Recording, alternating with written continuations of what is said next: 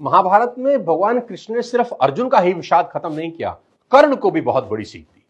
महाभारत में कर्ण भी भगवान कृष्ण को अपनी व्यथा सुना रहे हैं कि मेरी मां ने मुझे जन्म देते ही त्याग दिया, आचार्य द्रोण ने मुझे शिक्षा देने से मना कर दिया क्योंकि उनकी नजर में मैं क्षत्रिय नहीं था, द्रौपदी के स्वयंवर में मुझे अपमानित किया गया कि मैं राज परिवार का हिस्सा नहीं हूं, मुझे पूरे जीवन अपमान का घूंट पीना पड़ा।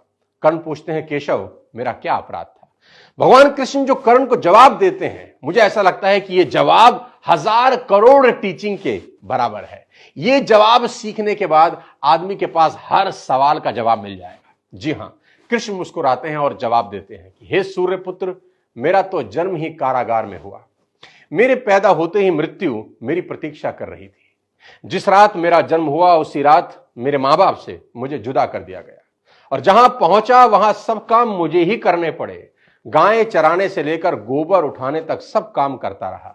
सिर्फ 2 दिन का था, मेरे ऊपर राक्षसों ने हमला कर दिया, मुझे बारंबार जान से मारने की कोशिश की गई। मेरा अपना सगा मामा मेरी जान का दुश्मन था।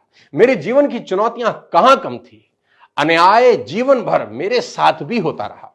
कृष्ण कर्ण को समझाते हुए बड़ी बात कह रहे हैं जो हमें सीखने की जरूरत है कि जीवन में आपका अपमान होता है, यह इंपॉर्टेंट नहीं है, इंपॉर्टेंट यह है आप उस अपमान का जवाब कैसे देते हैं। कर्ण जीवन भर अपने अतीत की कड़वाहट से भरे रहे, पर कृष्ण कभी अपने अतीत पर आरोप नहीं लगाते।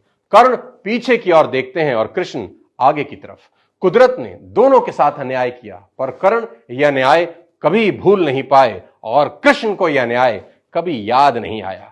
एक ने अपने आप को क्रोध के विष से भर लिया और हीन भावना से भर लिया, और दूसरे ने स्वीकृति के अमृत से।